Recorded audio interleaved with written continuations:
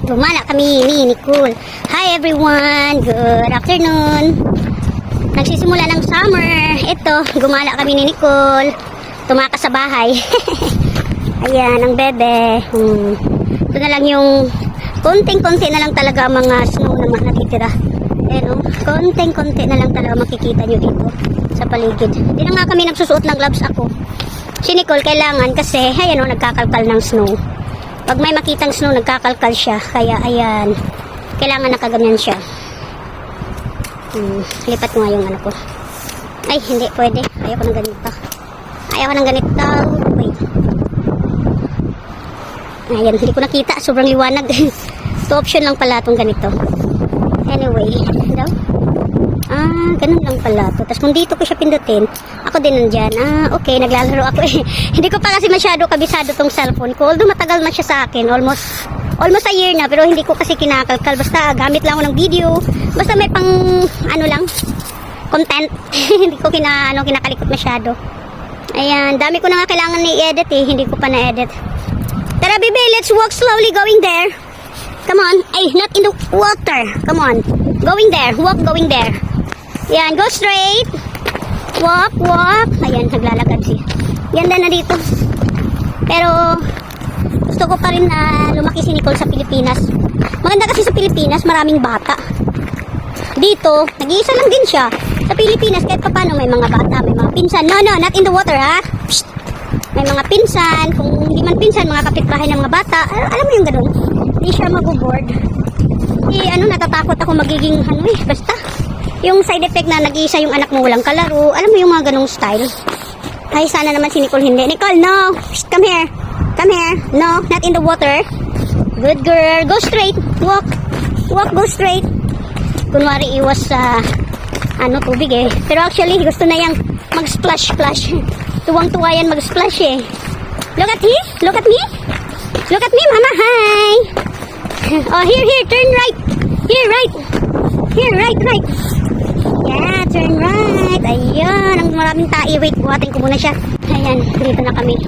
Kinanda ko na lang si Nicole. Ito yung last time na dinadaanan namin papunta sa bahay ni sister. Tapos, papunta sa store.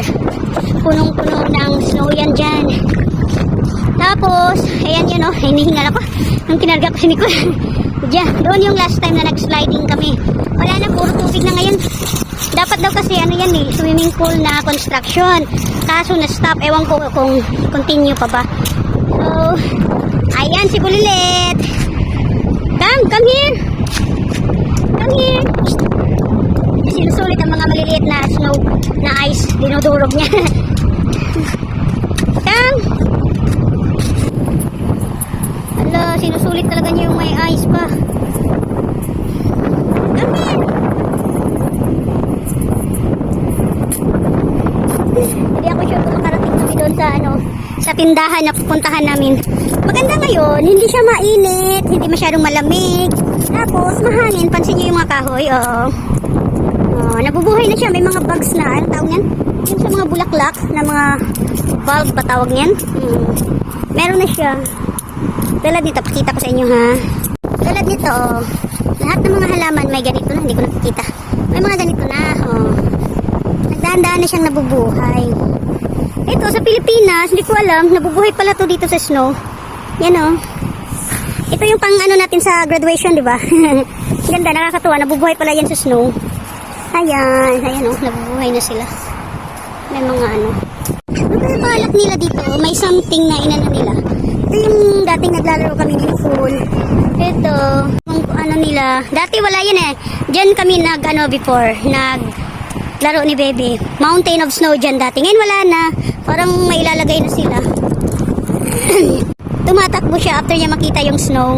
Ilan na lang kasi naiiwan sa snow, wala na puro na talaga lupa, ayan wala na. Dito din na side, wala na. Kaya nung makita niya yung snow, takbo siya agad, tawid siya sa kalsada. Buti na lang walang sasakyan. Ayan, kalkal dito, kalkal doon. Ay, kawawang bata. Nakaka-board talaga kasi pag sa bahay lang, kaya hindi maganda pag snow time. Nagsisimula na talaga silang nabuhay nagkakaroon na sila ng mga bugs. Ayan, nakikita niyo ba yung nakikita niyo ba ang nakikita ko? Ayun Hindi ata clear. Hindi ko nakikita. Masyadong maliwanag. Yung nagkakaroon na siya ng ano, parang flower bag. Bag ba tawag yan? Or ano? Bag. Basta, ganun. Ayan, nagtanggal ako ng cover sa hair ko. Maganda naman pala, oh. Marty lang. Takot kasi sa tubig sila. Sa lamig. Andito kami sa Ozone. Yung sa online shoes. Ayun ang shoes na sabi ko. Ito ulit, till here. Ibunin tayo ito yung kay daddy. And sa akin. Look like big.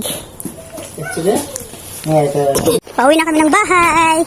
Nagkita kami ni daddy sa ano. Sa... black one. Kita kami sa store. What? It's also black. Okay? I don't like here.